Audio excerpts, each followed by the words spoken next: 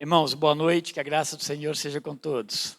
Sejam bem-vindos, meus irmãos, para esse culto da noite, esse tempo nosso de adoração a Deus. Convido os irmãos que puderem, abram suas Bíblias no Salmo 68. Nós vamos ler os versos 4 até o 10 e notem que no verso 5 e 6 tem muito a ver com o que nós vamos pregar hoje, tá? Mas nós vamos ler do 4 ao 10. Diz assim: Cantai a Deus, cantai louvores ao seu nome. Louvai aquele que cavalga sobre as nuvens, pois seu nome é Senhor. Exultai diante dele. Pai de órfãos e juiz de viúvas é Deus na sua santa morada.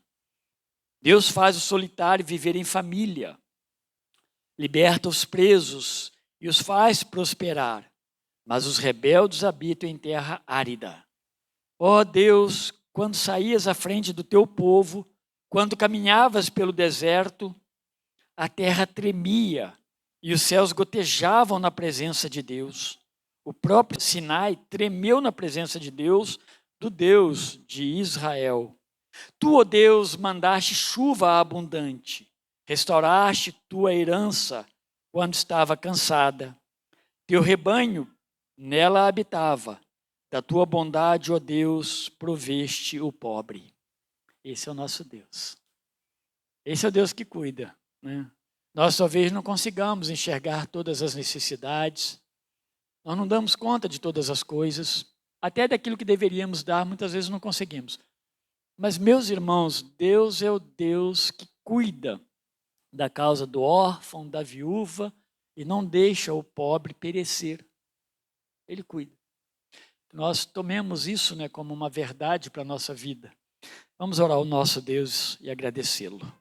Obrigado, Senhor, por essa tarde, agora por essa noite, Pai, que começa. Obrigado, meu Deus, por nos permitir estar aqui. Estamos, ó Deus, terminando esse domingo. Deus, um domingo tão agradável, tão bom, Pai. Para todos nós que podemos, de alguma forma, vivê-lo. Agora, ó Deus, agradecemos por estar aqui, porque o Senhor, ó Deus, nos deu saúde, mais uma vez.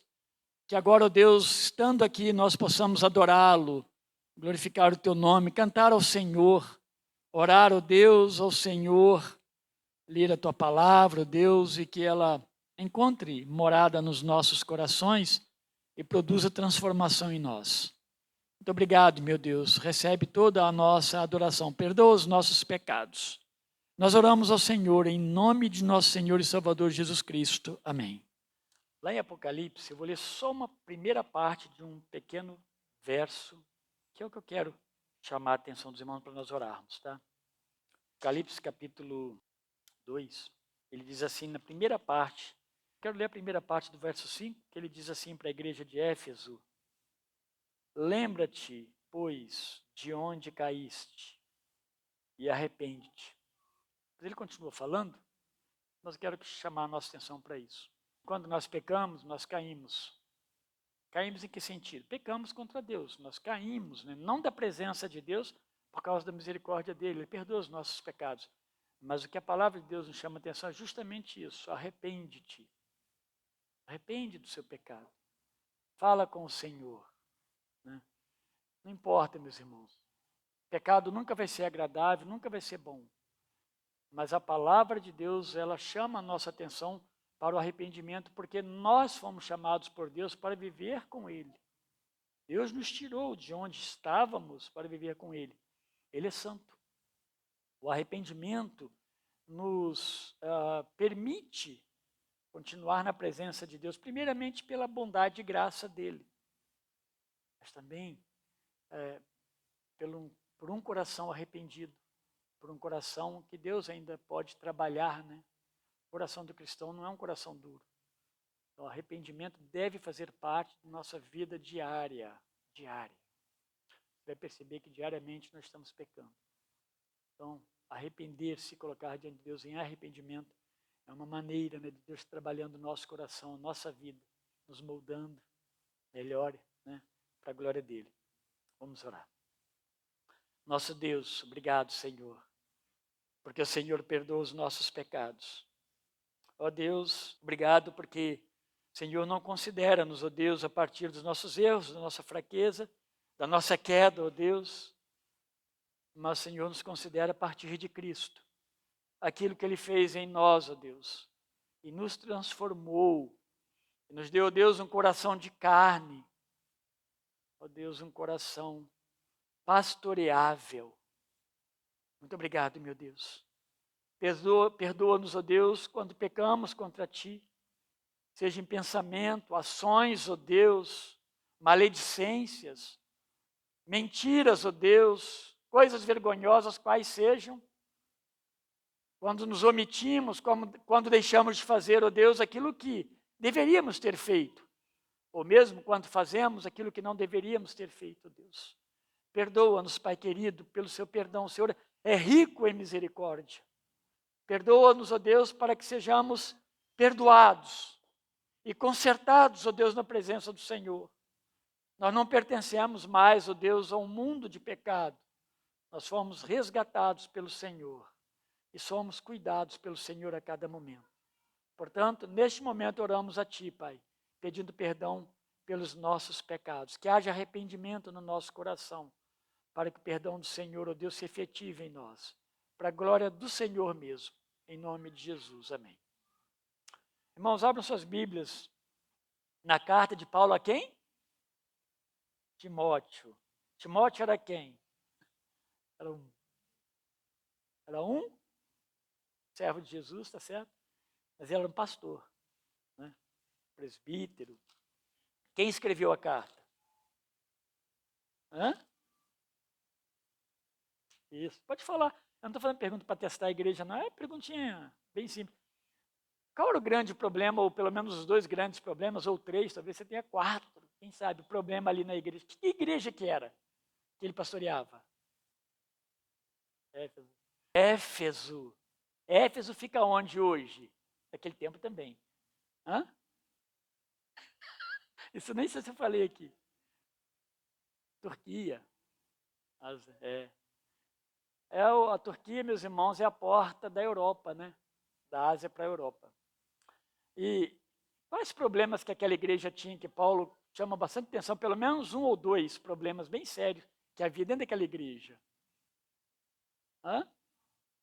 Falsas doutrinas, perfeito. Porque tinha falsas doutrinas, também tinha falsos? Isso, perfeito. Falsos pastores. Então, Paulo está escrevendo essa carta justamente para que Timóteo, encorajando Timóteo, mas também dando a Timóteo uma responsabilidade que muitos pastores não querem. Ficar num lugar distante assim, se você considerar da Judéia, por exemplo, e sozinho. Mas o problema não era só isso, né? Pastores ficam longe. Normalmente, meus irmãos, pastores pastoreiam em diversos lugares do Brasil, até do mundo. Mas a igreja tinha muitos problemas. Os falsos mestres, eles estavam trazendo uma doutrina enganosa. Eles estavam pregando coisas que estavam tirando a igreja, ou parte da igreja, haviam seguidores, né, de uma centralidade do evangelho. Isso é muito perigoso. E eles começaram a ensinar, no começo diz lá que é genealogias, fábulas, né? Eles falavam que o casamento não era muito aconselhável por causa de alguns princípios que eles estavam crendo naqueles dias dentro de filosofias e tudo. Mas também comer e beber algumas coisas não era certo. Paulo detestava isso que eles falavam, porque não está na Bíblia. Mas esse é o grande problema. O falso profeta, o falso mestre, ele fala aquilo que ele acha que é legal. A doutrina precisa ser bíblica.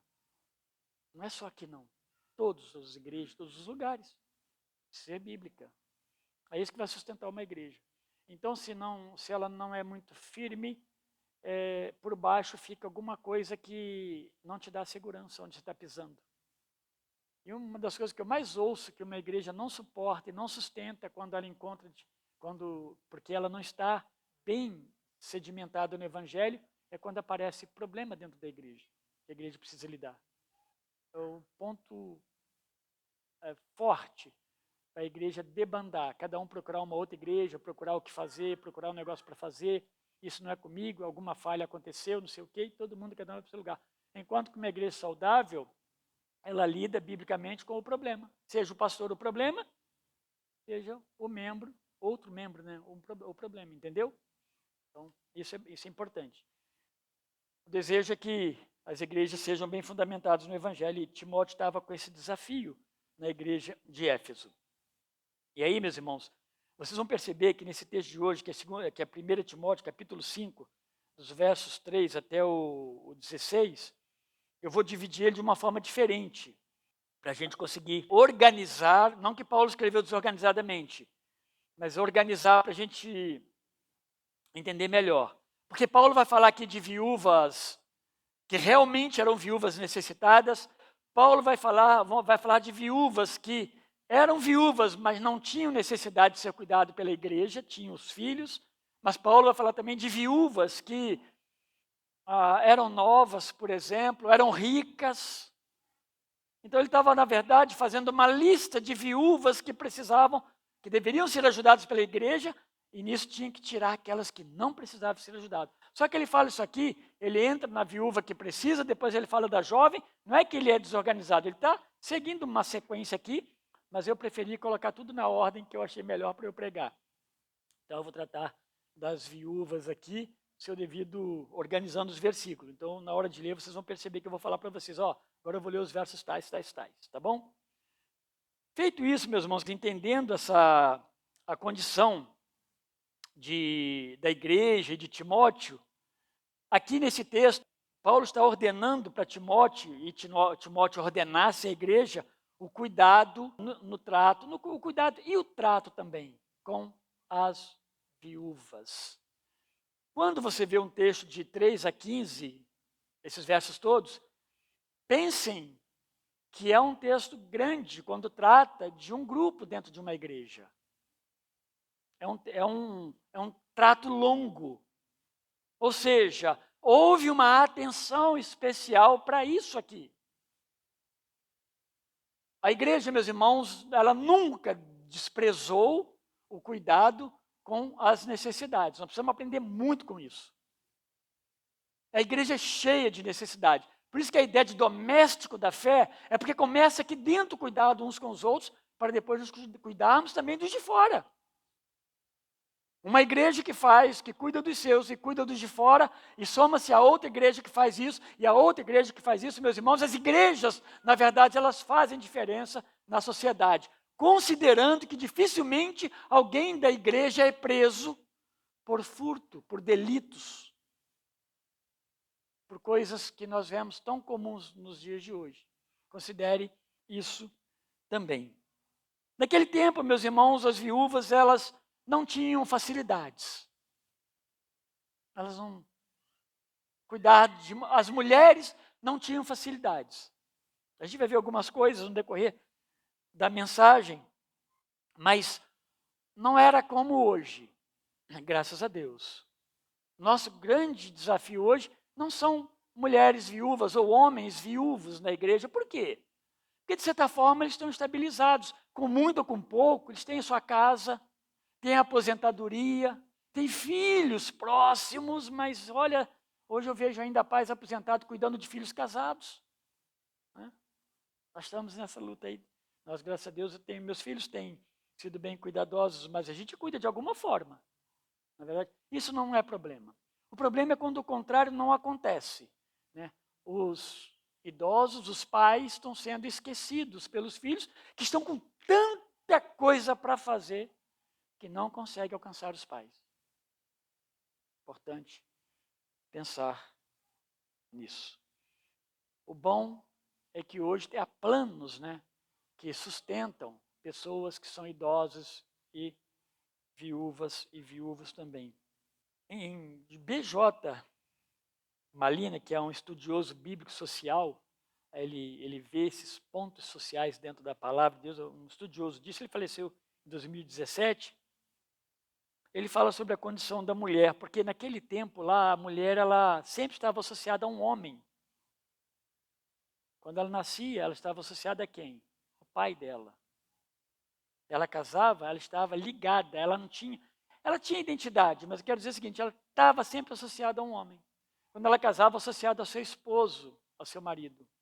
E quando o esposo falecia, os filhos, de uma certa forma, que eram os responsáveis pela mulher. E ele diz assim, as mulheres são sempre percebidas como incorporadas a algum homem, a menos que se encontrem em situação anômala, que é uma situação anormal, que ele chama de viúva ou divorciada sem parentela. Do contrário, ela está ligada sempre a um homem.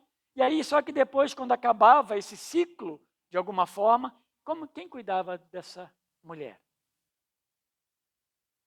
Por isso que Paulo trabalha a questão da viúva, mas ele não lida aqui com o viúvo. Poderia ter casos também de viúvos necessitados na igreja. Mas o caso da viúva necessitava de uma atenção muito especial. A questão, meus irmãos, que esse contexto bíblico, né, ou mesmo judaico-cristão, ele cuida, ele é um olhar para os necessitados de uma forma maravilhosa que você não vê em outras instituições. O judeu cuidava, e Deus ensinou o judeu a cuidar dos órfãos, dos estrangeiros, das viúvas, de uma forma muito especial. Eles tinham que ter olhar para essas pessoas. Até porque também Deus fala, a Bíblia fala, que Deus é o defensor das viúvas, como nós vimos no Salmo 68. Ele cuida dos órfãos, ele não deixa os órfãos desamparados. Então, uma coisa que o judeu ele tinha que aprender a fazer é cuidar das viúvas, dos órfãos, dos desamparados, dos pobres. Alguém plantava alguma coisa, era ordenado que na colheita ele deixasse os que caíssem no chão, ficava. Ou então, se não caísse nada, deixasse nos pés alguns grãos, para que a viúva, o órfão e o desamparado estrangeiro pudesse colher para comer. A questão é que o Novo Testamento não abandonou essa prática. Ele assumiu essa prática e deu continuidade a isso. Atos capítulo 6, os diáconos estudaram bastante isso aí. É um ponto interessante, onde havia um problema sério. E qual era o problema? É que as viúvas dos helenistas não estavam recebendo a comida que deveriam receber. Olha, viúvas, alimento. Havia uma desproporção ou uma desatenção que alguém alerta os apóstolos e eles se ligam e ali formam um corpo diaconal, ainda que não tenha esse nome ali naquele princípio. Um corpo diaconal para cuidar disso. O mais maravilhoso disso tudo, que ao final desse momento, desse cuidado, houve paz. A igreja cresceu. A igreja não se dividiu. A unidade permaneceu diante de um problema enorme. Um problema que alguém poderia chegar, mas olha, não cuida, tá vendo? Essa igreja não dá. Tem aqueles que ficam atirando pedra de todo lado, né? Não. Ali, pessoas que foram escolhidas porque elas amavam, serviam a Deus, foram escolhidas a dedo pela própria igreja, cheios do Espírito Santo, respeitados, para cuidar disso, para que a unidade do corpo permanecesse. Olha o trabalho diaconal, a maravilha que é um trabalho diaconal. Não foram partidaristas, não. Eles trabalharam a questão do temor de Deus. E aí, meus irmãos, por isso, e por essa riqueza da igreja ter, como riqueza justamente a prática de uns aos outros, Paulo vai escrever aqui, dando conselho a Timóteo, para cuidar então das viúvas, ensinar a igreja a cuidar, ensinar os presbíteros e diáconos, porque na igreja havia diáconos, tinha até como formar diáconos, no capítulo 3 nós vimos isso. E ele dá alguns princípios para organizar a vida daquela comunidade, a convivência daquela comunidade nesse aspecto de cuidado com as viúvas. Primeira coisa que ele ordena, então, que deveria ajudar as verdadeiras viúvas. Essas viúvas que estão sem sustento e que também atende o requisito de idade e moralidade. Moralidade também. Então eu vou ler com os irmãos, guardem aí, verso 3, 5, 9 e 10. Tá bom? Tem a ver com isso aqui. Depois a gente vai ler os outros também. Verso 3, honre as viúvas que não têm ninguém para cuidar delas. Verso 5, aquela que é viúva de fato e não tem ninguém para cuidar dela, espera em Deus e persevera em súplicas e orações, noite e dia. Somente poderá, verso 9, somente poderá ser incluída ou inclusa na lista de viúvas aquela que tiver mais de 60 anos, que tiver sido esposa de um só marido. E verso 10, e que seja recomendada pelo testemunho de boas obras, se criou filhos, se exercitou hospitalidade, se lavou os pés dos santos, se socorreu os atribulados, se viveu na prática zelosa de todo tipo de boa obra. É fácil? Não. E a igreja precisava cuidar disso. Paulo, então, ele está instruindo, meus irmãos, a igreja, instruindo Timóteo, mas que ele instruísse a igreja para honrar as viúvas que se enquadram como tal na sua viuvez. Tá? Essa expressão aqui, honrar as viúvas, é interessante, sabe porque ela é equivalente, eu vou pregar isso, acho que daqui a 2 semanas, esse próximo texto. Talvez eu pregue de manhã, já falei para o presbitério se eu posso pregar de manhã, nesse dia, para que eu possa justamente trazer uma mensagem relacionada aos presbíteros, para talvez melhor conhecimento e esclarecimento da igreja, da vida presbiterial que a igreja precisa entender e compreender melhor. Essa expressão honra as viúvas, e por isso alguém não tem dúvida nenhuma que aqui está se falando de sustento financeiro, seja ele por meio de dinheiro e mais alimento, seja ele talvez só por alimento, pelo menos a suficiência de alimento e roupa, não sabemos. Mas a ideia de honrar aqui vai além de um respeito, que lá em 5,17, aos presbíteros é determinado também. É a mesma coisa, é a mesma expressão. Lá, para eles receberem aquela dupla honra, eles precisavam presidir bem e cuidar muito do ensino, né? Fazer o ensino, a pregação e o ensino com muito esmero, né? Para a glória de Deus. E aqui é prover materialmente o sustento que a honra exigia. Haviam muitas viúvas, por certo, e também diversas faixas etárias. Paulo precisou classificar isso dentro de uma possibilidade que eu posso chamar aqui de honesta, para que não houvesse descuido com quem de fato necessitasse, mas por outro lado, ajuda para quem não houvesse ajuda para quem não se enquadrasse nas exigências. Porque se fala assim, ó, ajude todas as viúvas. A igreja não poderia fazer isso, ela não teria condições. Tinha que fazer de fato uma seleção, mas a seleção que fosse justa para isso.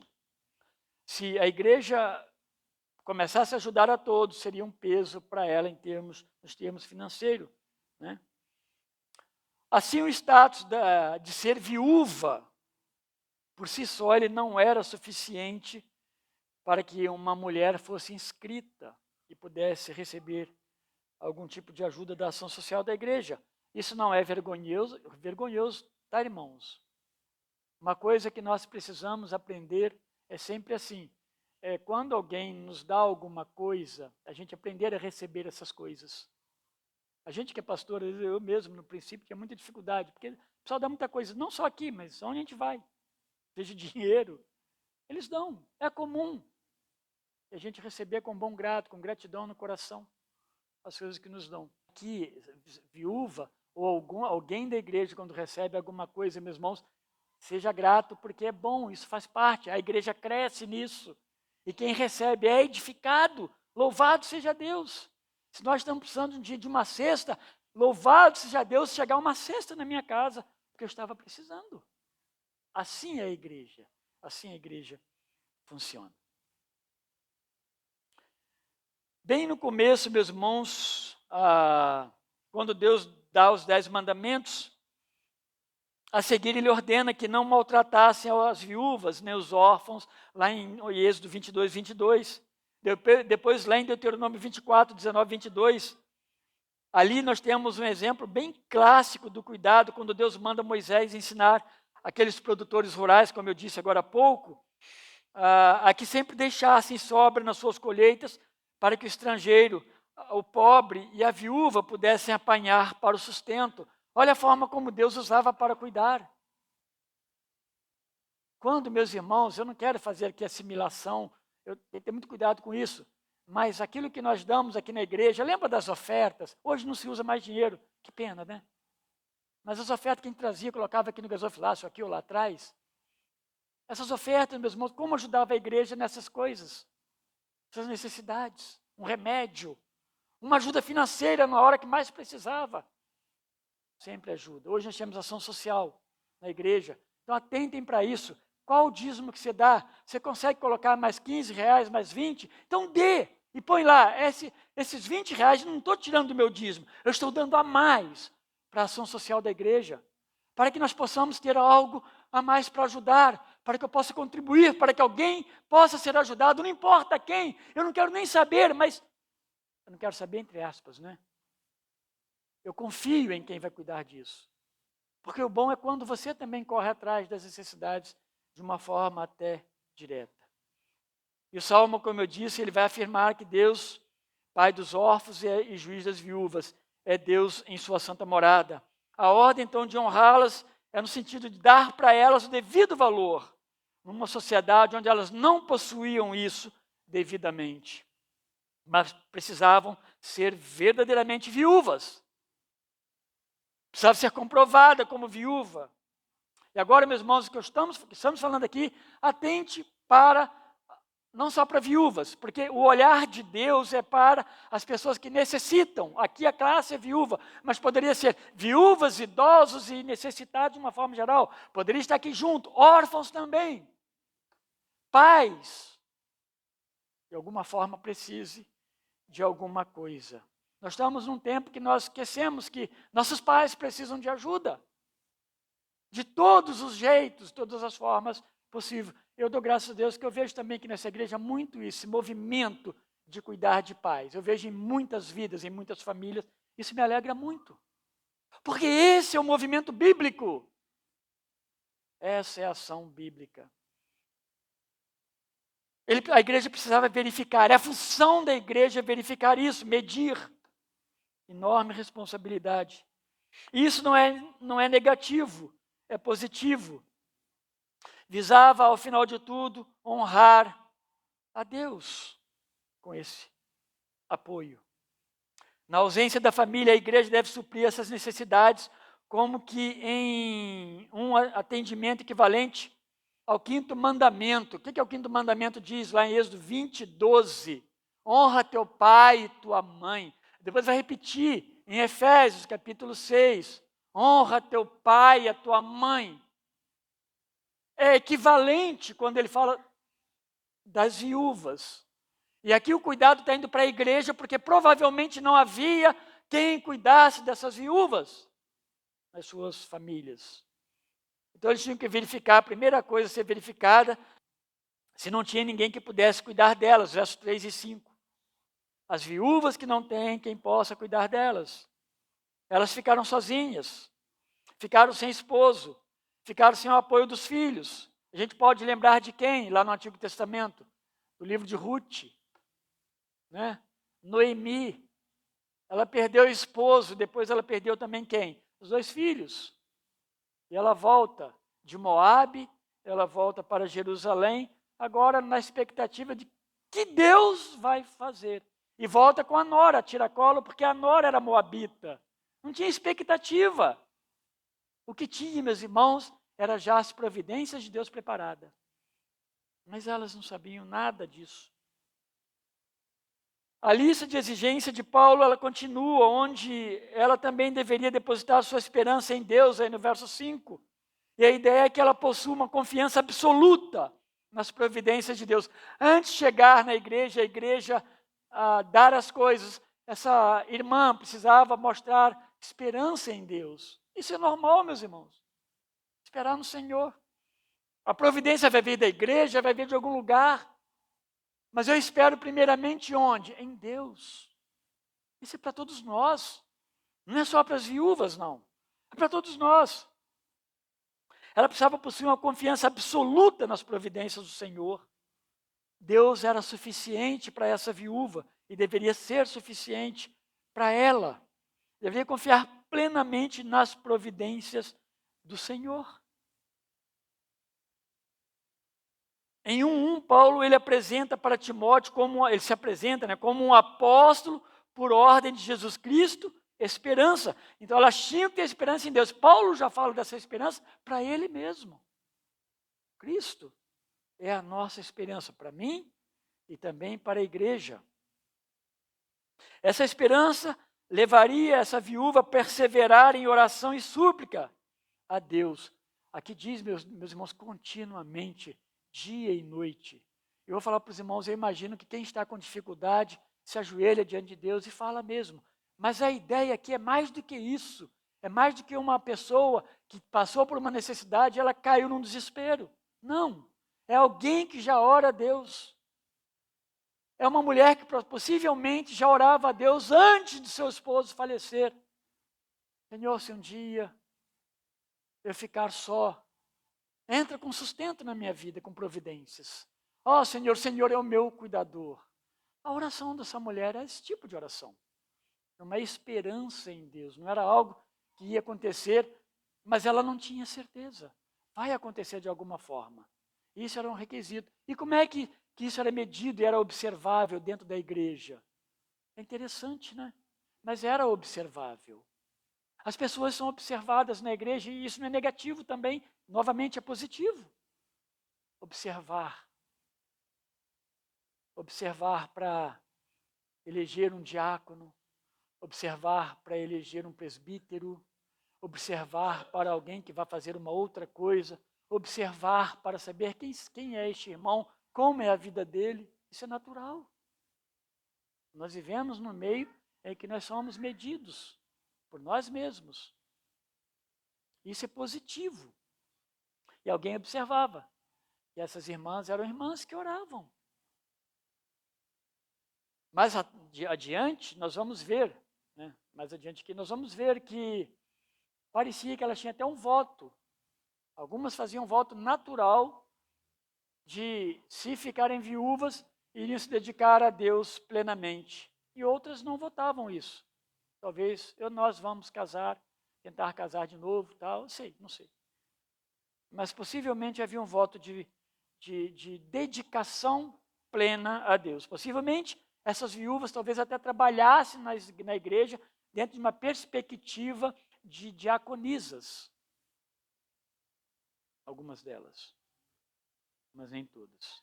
Deveria ser uma mulher então piedosa que amasse a Deus. E após essas verificações iniciais, nos versos 9 e 10, Paulo lista as qualificações para essas viúvas serem inscritas. E ele fala algumas coisas aí. Vocês vão encontrar, primeiramente, a idade. Acima de 60 anos. Isso é uma forma de medir. Precisavam ter mais de 60 anos. Agora, minhas irmãs e meus irmãos, num tempo em que alguém viver 60 anos era muito difícil. Verdade? Hoje nós estávamos discutindo dentro do carro, falando sobre isso dentro do carro. O que nós pensamos com 60 anos? Nós pensamos mais em sossego no sentido assim, falta mesmo as energias que tínhamos há 30 anos atrás. Então, tudo é reduzido, muita coisa. Entra outras coisas boas, sai muitas coisas. Mas nós pensamos na morte. A minha nora não gosta muito quando eu falo disso. Então, nós começamos a pensar naturalmente. Claro que é óbvio, que a morte para mim está muito mais próxima do que há 30 anos atrás. Não é verdade? Mas tudo isso, meus irmãos, num ambiente natural de paz. Então, uma pessoa dessa idade, ela está pensando a sua vida como será. E possivelmente as viúvas, elas oravam muito a Deus, porque elas sabiam que ser viúva naquele contexto, e graças a Deus pela igreja. Graças a Deus pelas viúvas que estavam dentro da igreja. Dificilmente eram desprezadas. Então, elas tinham que ter mais de 60 anos. Reduziria um pouco essa lista, obviamente. As outras tinham mais vitalidade, é o que se entendia, Algumas tinham condições de um novo matrimônio, até corriam atrás disso também. Mas a idade não era o único requisito.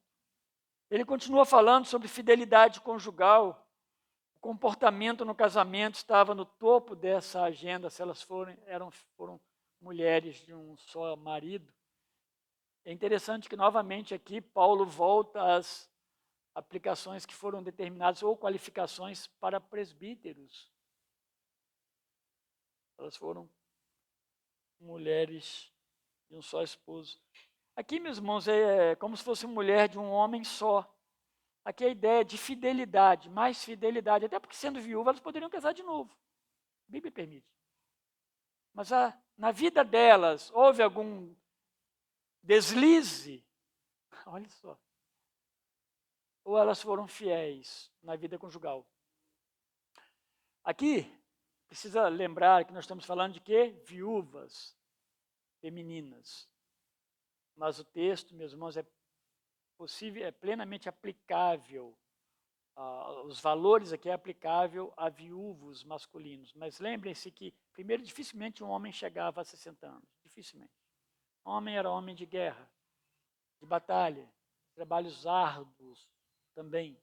Morriam cedo, normalmente. Então, possivelmente a igreja tinha muitas viúvas, mas pouquíssimos viúvos.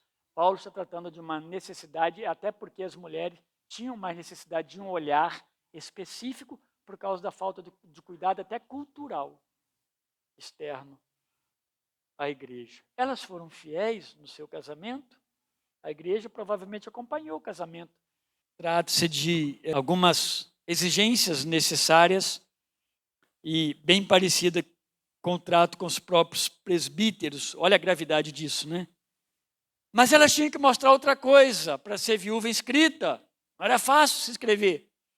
Né? Evidência de boas obras, versos 9 e 10 que eu estou falando, e finalizando com o verso 10.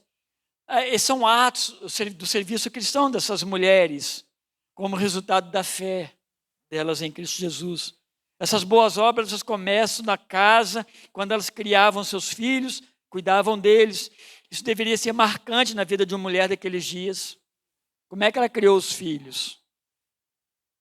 Seus filhos, lembra de... Quem nós podemos lembrar aqui ainda na carta a Timóteo, que nós vamos ler mais à frente?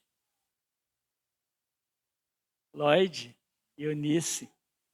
Os próprios, as mães, né? A mãe e a avó de Timóteo. A gente vê lá que elas criaram, a gente pode olhar para Eunice como mãe, né? Criou Timóteo no temor do Senhor. Quando Paulo passa lá em Listra, lá no começo, Atos, se não me engano, 16, Paulo vai encontrar um Timóteo formado, cujas igrejas, porque não era só ali, dava bom testemunho daquele jovem. Paulo vai lapidar Timóteo, obviamente no conhecimento do Evangelho, mas ele foi muito bem educado, principalmente na fé. Mas cuidou desse menino, dessa criança, ela cuidou bem dos seus filhos, deveria comprovar sua prática de hospitalidade. Aqui, nesse sentido, deveria ter recebido missionários, possivelmente, tá, meus irmãos? É uma suposição, porque a gente fica tentando imaginar, os autores também, que possa ser isso, mas possivelmente, se essa mulher, ela recebeu, porque era costume da igreja, ela recebeu missionários na sua casa, hospedou missionários, cuidou deles e até lavou seus pés. Pode ser que lavar os pés aqui tenha a ver com isso, porque lavar pés era um trabalho de escravo, talvez criança e mulheres. Ela lavou os pés. Eu não sei quantos aqui na igreja tiveram a oportunidade de hospedar nas suas casas missionários. Nós já tivemos. Hoje não é tão comum, né? Porque eles têm casas próximas, talvez, alguém próximo, parente, ou vão ficar no hotel. Mas isso, meus irmãos, a hospitalidade é algo que tem que estar no nosso coração. No nosso coração. Mais do que a prática precise. Porque se precisar, a sua casa está aberta. Você oferece a sua casa para alguém ou sua casa é um lugar fechadinho para você? Para o seu esposo, para o seu filhinho? Não. A nossa casa, meus irmãos, tem que ser um lugar aberto para a comunidade. Eu sei que não é fácil. Mas hoje está ficando cada vez mais difícil, né? A gente está na casa dos irmãos, não é verdade? Eu estou falando a verdade, eu não estou. É difícil, né? Não dá falta de tempo, não é uma falta de disposição, não dá para fazer tudo. Mas eu estou chamando a atenção para algo muito importante que ajuda a igreja. Receber missionários, receber pessoas, receber a própria comunidade. Precisa ser para almoço, para janta, pode ser para um café, pode ser para um bate-papo, pode ser para uma oração, um tempo devocional, uma conversa, uma ajuda, sei lá o que possa ser. A gente precisa cuidar disso. E quem cuida disso é você, não é seu pastor, não. É você. Né? Conhecendo os irmãos, estando com eles o maior tempo possível. Lavar os pés dos santos, pode ser essa questão do missionário, lavar os pés do missionário. Por fim, meus irmãos, Paulo repete o começo do verso, toda a prática possível de boas obras, que é assim que ele termina o verso 10. Ela tenha feito tudo isso. Então, tem um grau de exigência maravilhoso para as viúvas. Isso para elas não era difícil, não. Era natural dentro da igreja esse tipo de comportamento. É interessante como que Éfeso tinha os extremos. Né? Pessoas piedosíssimas dentro da igreja e pessoas malévolas. A minoria. Os falsos mestres e seus seguidores também. Então, tudo que se torna dever de um cristão, e nesse caso, as mulheres viúvas, como chamada para fazer parte do corpo de Cristo, é necessário. É necessário olhar para isso. Nós não somos chamados para ficar numa posição de sentido ou então de braço cruzado, meus irmãos. É para trabalhar mesmo. E não é simples. Não se trata de um teste. Eu fiz questão de colocar isso aqui, porque aqui é um testemunho comum que se aflorava na vida dos servos de Deus. Eu creio que não só nas viúvas, mas também nos idosos, nos irmãos, de uma forma geral, isso aí era muito normal. Isso não nasceu nelas quando elas se tornaram viúvas. Isso acompanhou a vida cristã dessas mulheres. Finalmente, depois na sequência, Paulo vai falar sobre Timóteo orientar as famílias das viúvas que não são necessariamente jovens para que cuidem dessas viúvas. Ou seja, aqueles que têm viúvas que podem ser jovens, mas mesmo que sejam mais idosas, mas por terem familiares, deveriam cuidar delas para que não sobrecarregasse a igreja. Os versos que eu vou ler vão ser 4, 7, 8 e 16. Verso 4. Mas se alguma viúva tem filhos ou netos, que estes aprendam primeiro a exercer piedade para com a própria casa e a recompensar os seus pais, pois isso é aceitável diante de Deus. Verso 7. Ordene essas coisas para que sejam irrepreensíveis. Verso 8. Se alguém não tem cuidado dos seus, e especialmente dos da própria casa, esse negou a fé e é pior do que o descrente. E verso 16, se alguma mulher crente tem viúvas em sua família, socorra-as para que a igreja não fique sobrecarregada e possa socorrer as viúvas que não têm ninguém. Ele está tratando agora daqueles que têm gente em casa que pode cuidar. Quando eu separei esses versos nesse formato, meus irmãos, eu tinha lido o texto. Eu li o texto, fui relendo, estudando o texto e falei, eu tenho que organizar isso aqui. Paulo não está desorganizado, mas ele escreveu numa sequência que ela faz um sentido. Mas eu falei, eu preciso organizar, para eu entender, eu preciso organizar de um jeito que eu possa botar os quadros, os versículos nos seus devidos quadros, que enquadrar, né, nas devidas viúvas. E aí eu fui ver um dos autores que eu li, ele também fez bem parecido com isso, aí me animou um pouco. Ele, meus irmãos, tanto no judaísmo quanto na sociedade greco-romana, prover o sustento de viúvas era primeiramente uma responsabilidade da sua família. Então vamos lá. Eles não faziam isso com eficiência, os gregos e os romanos, na sociedade. Mas eles entendiam que era primeiramente uma responsabilidade da casa, dos filhos. Mas os judeus tinham isso como plano de ação, como prática todo o tempo. O pai, ele era o provedor da família. E na sequência, os filhos deveriam prover. Por isso tinha a ideia no judaísmo, o primogênito, na falta dele o outro e assim por diante. Esse cuidado está expresso então no 5º mandamento. Eu quero que os irmãos, quando lerem esse texto, associem com o 5º mandamento de honrar pai e mãe. Isso presumia a responsabilidade dos filhos de prover o sustento dos seus pais. que agora são idosos. Naquele tempo não havia aposentadoria. Era assim mesmo, o pai construía o que ele podia construir para a família, depois dava-se continuidade. A questão de uma mulher casar, não só porque ela não teve filho com o primeiro marido, mas também no suscitar filho para o primeiro marido, ela também estava sendo cuidada. Não cuidar de uma mulher naqueles dias era expor a mulher a pecados, possíveis pecados, porque ela precisaria se sustentar, ou diversas outras coisas. A mendigar. Agora é diferente um homem mendigar numa rua, seja onde for, e uma mulher. Então, meus irmãos, o peso disso aqui é muito grande. Quando Paulo está olhando aqui, ele está responsabilizando pessoas, primeiramente a igreja, naquilo que cabia à igreja, nessa ordem. Mas em termos de prioridade, era a casa primeiro. Era a minha casa, lá onde eu moro, que era responsável para cuidar. Portanto, então, cuidar dos pais, nesse caso, as viúvas, as mães, era a responsabilidade desses filhos, netos e também de bisnetos e assim por diante. Eles não escapavam. É isso que Paulo está afirmando no verso 4. É responsabilidade dos filhos, mas não somente isso, é aceitável e agradável a Deus. Faz parte da boa obra de um cristão realmente piedoso. Às vezes, alguns filhos buscam servir dentro da igreja, meus irmãos, com empenho. E isso é bom. Mas negam a essência primordial e prioritária de servir em casa. Não é bom que alguém seja muito bom na igreja, mas não seja correto no cuidado em casa. Agora estou falando do inverso, está vendo? Não estamos falando dos pais cuidarem dos filhos. Estamos falando dos filhos cuidarem dos pais. Isso é bíblico.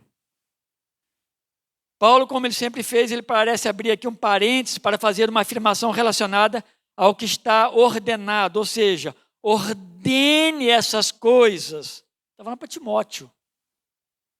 Para que sejam irrepreensíveis. E aqui, no verso 7, irrepreensibilidade não é a igreja propriamente, não. Não é os presbíteros, não são os presbíteros, mas as famílias fazendo o seu papel para que os filhos não sejam repreensíveis pela igreja e pela sociedade também. Aqueles filhos não cuidam bem dos seus pais. Não são bons filhos. Para esse, Paulo faz uma dura advertência. Se alguém, e aí a ideia é filho, não cuida de seus, a ideia de parentes, né, que Paulo dá de uma forma abrangente, a gente pode pensar aí, de fato, nos pais, a ideia de viúvos, né? Então, se alguém não cuida dos seus viúvos, das suas viúvas, especialmente da sua própria casa, ele põe duas situações aí terríveis. Porque ele está falando para a igreja. A primeira condição que ele coloca é o quê? Negou a fé. Isso é pesado. Porque, às vezes, nós estamos adorando e falando e ordenando, glorificando, mas somos negadores da fé, porque não cuidamos do que deveríamos cuidar. Não tem sentido, né, deixar isso passar. Mas ele fala uma segunda coisa, é pior do que o descrente. E aí a situação fica difícil, né? Porque se a pessoa está como crente, mas ela não cuida da sua mãe, ele ou ela, é pior do que um descrente. Um incrédulo. Essa é a ideia. Negar a fé é deixar de praticar o cristianismo autêntico. Isso faz parte do cristianismo autêntico. É deixar de obedecer intencionalmente os ensinos e os mandamentos previstos por Cristo. Embora isso ainda não seja necessariamente uma heresia, olha que coisa, né? Contudo, é sintomática da apostasia. É algo que pode levar essa pessoa a apostatar da fé, porque já começa negando de cuidar dos que precisam ser cuidados, que é responsabilidade sua. Ao final, pode gerar sim uma apostasia, onde o processo e o resultado final são muito semelhantes. Alguém que abandona os seus e abandona a fé. Então, a falta desse serviço cristão, cuidar de uma viúva ou da mãe viúva, torna esse filho pior do que o incrédulo. Aqueles que estão fora da igreja, aqueles que não creem em Deus. Então, meus irmãos, talvez você não esteja nessa situação. Conhece alguém? Oriente. Porque isso é perigoso diante de Deus. Não dá para ter uma vida cristã com essas faltas, com essas coisas faltando. Não dá para ficar justificando a vida toda que eu não posso, que eu não tenho tempo, que eu não consigo, que eu não sei. Olha, um dos maiores problemas que eu tenho visto em famílias é quando chega no momento de cuidar dos idosos, principalmente aqueles que exigem mais cuidado. Ali, meus irmãos, principalmente quando não são cristãos, o negócio pega. E aí, de quem é a culpa, né? Não é para ser assim. Não é fácil.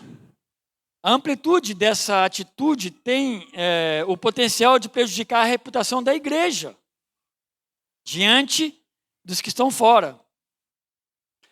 A gente pode estender isso aí, meus irmãos, que pode ser até digno de advertência da igreja. Alguém, você acha, parece estranho chegar em algum irmão da igreja e chamá-lo, o presbitério chamar primeiramente, olha, nós temos notado que seus pais estão passando necessidade, passando por falta de cuidado, e nós temos percebido que vocês não têm feito, ou vocês ou você. Como que esse irmão reagiria? Pastor, o senhor é intrometido. O que o senhor tem com a minha vida? Ou talvez, pastor, a gente não tem tempo. De alguma forma, isso vai ser colocado um dia diante de Deus. Né? Por isso que é bom estar primeiramente diante da sua própria igreja. Diante do seu pastor, diante de um diácono, diante de um outro irmão que muitas vezes nos adverte nas nossas faltas. Isso não pode ser um peso, meus irmãos. Tem que ser uma alegria, uma gratidão. Então é dever dos filhos. Aí ele termina no verso 16, que depois eu vou terminar com outro texto que é menorzinho, mas no verso 16 ele termina que quando cuida das suas responsabilidades, tira a sobrecarga da igreja. A igreja está cuidando de alguém que os seus filhos deveriam cuidar. E muitas vezes veste roupagem de crente. Mas não cuida. Eu não estou falando de casos que eu conheço aqui, tá? Pode até vir. Mas veste roupa de cristão. E ele termina, meus irmãos, falando nos versos 5 e de 11 a 15, para não incluir as viúvas jovens e ricas, orientando-as a que se casem, ele dá essa orientação também. Versos 6, 11 a 15. Vamos lá no 6. Entretanto, a que se entrega aos prazeres, mesmo viva, está morta. Verso 11. Mas não inclua na lista viúvas mais novas, porque quando seus desejos fazem com que se afastem de Cristo, querem casar, tornando-se condenáveis por anularem seu primeiro compromisso. Além do mais, verso 13, tá? Li o 12. 13. Além do mais, elas aprendem também a viver ociosas, andando de casa em casa, e não somente ficam ociosas, mas ainda se tornam fofoqueiras, intrometidas, falando que não devem. Verso 14 e 15. Por isso quero que as viúvas mais novas casem, criem filhos, sejam boas donas de casa e não deem ao adversário motivo algum para falar mal de nós. Olha o testemunho da igreja aí. Pois algumas já se desviaram seguindo Satanás.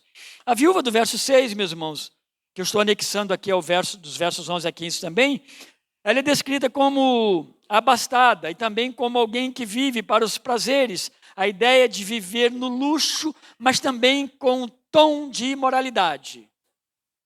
Essas duas coisas estão presentes aí. Caracteriza seu viver pelo egocentrismo, deixando de compartilhar suas riquezas com os necessitados. Eu não se lembro, porque como eu preguei de manhã e à noite, alguns podem não lembrar, mas um dos contextos que levou Paulo, por exemplo, a escrever no capítulo 2 sobre as irmãs, como elas deveriam se comportar no culto, e não cabia a elas a pregação da palavra, mas a origem disso possivelmente estava numa classe, num levantamento parecido com um movimento sindical, mas lá em Roma. As mulheres buscando suas posições dentro da sociedade, que era muito difícil também naquela época. O que parece que isso veio para dentro da igreja nesse formato de buscar autoridade e poder também. E Paulo vai corrigindo. Segundo eles, aqui está presente isso também. Principalmente nessas mulheres viúvas, né, que são jovens. Algumas delas ricas, uma boa parte delas talvez ricas. Paulo está tratando disso aqui. E aqui, meus irmãos, a gente tem um contraste dramático com a viúva pobre, a realmente viúva. Porque as que se entregam aos prazeres, Paulo classifica como estando morta, mesmo que seja viva.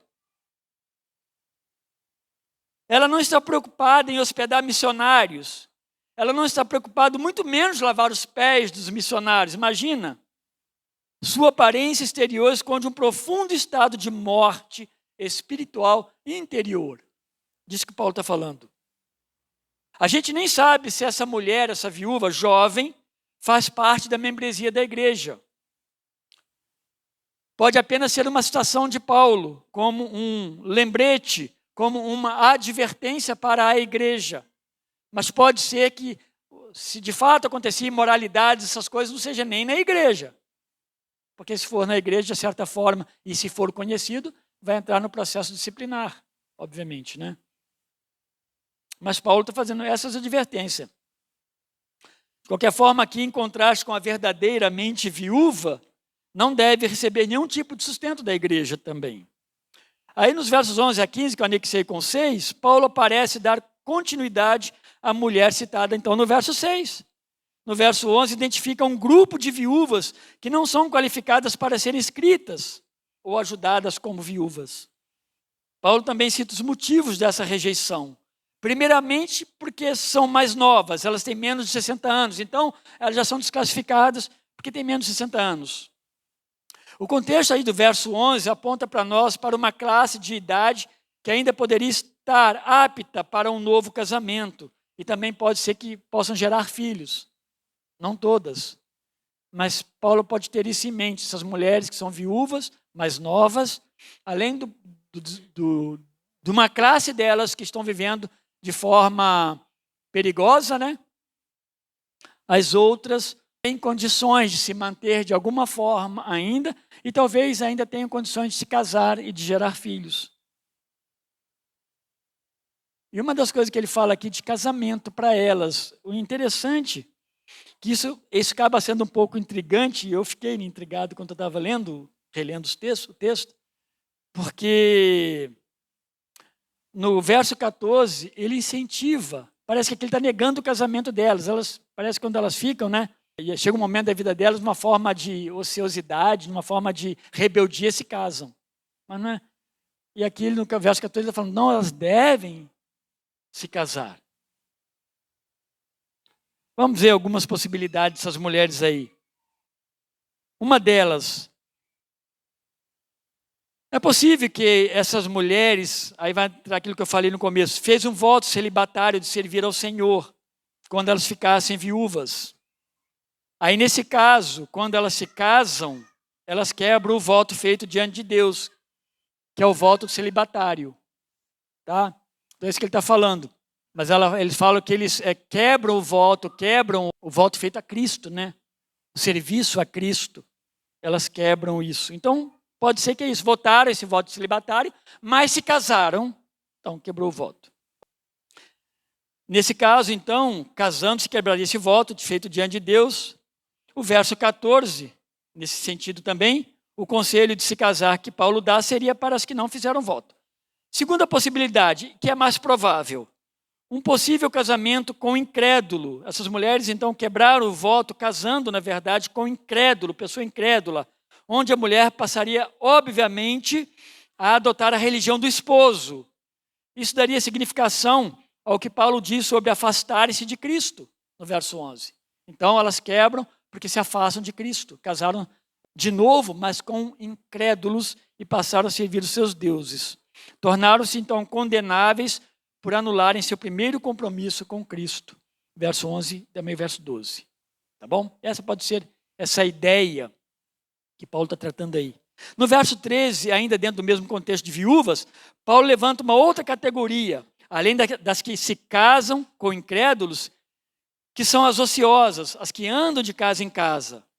Muitos as consideram mulheres ricas, eu falei agora sobre isso, que tinham seu tempo para não para um ministério de visitação cristã, mas para serviço a si próprias. Falar da vida dos outros, satisfazer os anseios de ter que falar coisas. O homem também faz isso, tá? De forma diferente, mas faz.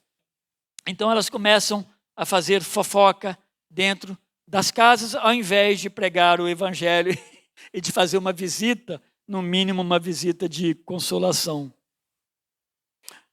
As palavras que definem o comportamento delas são bem pesadas, fofoqueiras, intrometidas. Há um forte entendimento de que essas mulheres, possivelmente, em suas falas vazias, também levavam uma mensagem de heresia. E agora pensem nisso, olha, a serviço dos falsos mestres que existiam dentro daquela igreja. Porque no capítulo 1 fala que haviam seguidores desses falsos mestres dentro daquela igreja. Obviamente que haviam, né? Então, talvez elas fossem levar a mensagem dos falsos mestres dentro das casas para trazer contenda e divisão dentro da igreja. A estabilidade e a unidade da igreja estava ameaçada. Em resposta a essa tendência perigosa de visitarem lares e promoverem discórdias, Paulo aconselha que essas jovens mulheres se casassem. Verso 14. Trata-se aqui de casar-se novamente. E elas poderiam fazer isso. Assumiriam os fazeres domésticos, retornando ao lugar tradicionalmente valorizado, que é o lar. O casamento estava em baixa, pelo menos no ensino daqueles falsos mestres, aqueles hereges dentro da igreja. Paulo, com isso, está trazendo um ponto de moralidade para a vida dessas mulheres, como também valorizando a condição do casamento como uma instituição divina. Porque o casamento, meus irmãos, vai trabalhar a vida daquelas mulheres, ajudá-las nas suas lutas e talvez nos seus erros e nos seus pecados também. Nenhum termo aqui no verso 14 é pejorativo, tá? Por exemplo, sejam boas donas de casa, como que hoje pode soar mal, né, no ouvido de algumas mulheres. Mas isso tem a aprovação das Escrituras, meus irmãos. As Escrituras aprovam isso. O papel da mulher ordenado por Deus, naquele caso lá, elas cuidando da família, cuidando do esposo, cuidando da casa, como uma mulher o faz muito bem até os dias de hoje. Não daria oportunidade para maledicências. E o verso 15 reforça toda essa preocupação de Paulo em relação aos cuidados e orientações da viúva, especialmente as descritas nos versos 11 a 14. Tudo isso porque algumas já tinham se desviado e estavam seguindo Satanás. Ao darem oportunidade para promiscuidade, heresias, rejeição de valores tradicionais determinados por Deus, elas não apenas se afastaram de Deus e prejudicaram a si mesmas, mas também a reputação da igreja. Qualquer mau testemunho atinge diretamente a igreja de Jesus. Seguir Satanás aqui, a ideia é o serviço oposto a Cristo, né? É um declínio da fé, um declínio espiritual, obviamente um declínio moral também. Pensando na igreja, meus irmãos, e concluindo, a igreja, então, ela é família de Deus. Portanto, nós somos chamados a cuidar uns dos outros. Em tudo que se fizer necessário, nós precisamos cuidar. Nós cuidamos dos domésticos da fé. É dever da igreja, através de seus membros, dos presbitérios, do diaconato, atentar para as necessidades de uma forma geral. No caso de viúvas, de viúvos ou idosos em estado de necessidade, na falta da família, a igreja jamais deve se esquivar da sua responsabilidade. Prestaremos contas a Deus por nossas negligências a estes. Por isso, existir um corpo de avaliadores aqui dentro, que é a própria igreja, corpo diaconal, presbitério. Outra coisa, o cuidado com os mais velhos é primeiramente uma responsabilidade da família. É minha, é sua. E se você tem filho pequeno, ensine ele isso. Ensine que ele tem que cuidar biblicamente. para que de fato ele seja um bom cristão. Deve se mobilizar ao máximo para promover o bem-estar mínimo de seus pais, idosos e viúvos. Não fazer isso é negar a fé e se fazer pior do que incrédulos. Não adianta ficar, usei de novo a expressão aqui, bonitinho na igreja e desprezar esses cuidados que são essenciais. Deve, se preciso for, deixar alguns planos e desejos pessoais por amor e cuidado aos seus pais. Isso aponta para um verdadeiro e piedoso filho de Deus. E por fim, mulheres e homens que se tornam viúvos precocemente devem permanecer fiéis a Deus em sua vida moral e na sua sexualidade. Ninguém está isento dessa possibilidade, tá, irmãos? Ninguém. Isso pode acontecer, obviamente, na idade mais avançada, como pode acontecer também na tenra idade de casamento. Casar-se não é proibido. Jamais devem dar ocasião para o pecado. Em qualquer situação, permanecendo viúvos ou casando-se, homem ou mulher, devem glorificar a Deus na forma como estão, porque Paulo fala isso lá em Coríntios. Que Deus nos ajude. Deus nos abençoe. Nosso Deus, muito obrigado pela palavra do Senhor, Pai. E obrigado a Deus, porque eu sei que o Senhor foi pleno e completo naquilo que eu não pude ser. Obrigado, meu Deus, e que a palavra do Senhor faça pleno, Deus, efeito em nós, ó Deus, no nosso coração, e nos leve a uma prática cuidadosa com aqueles que nós devemos cuidar, segundo a Tua palavra, em nome de Jesus, amém. Deus abençoe a todos, meus irmãos, boa semana.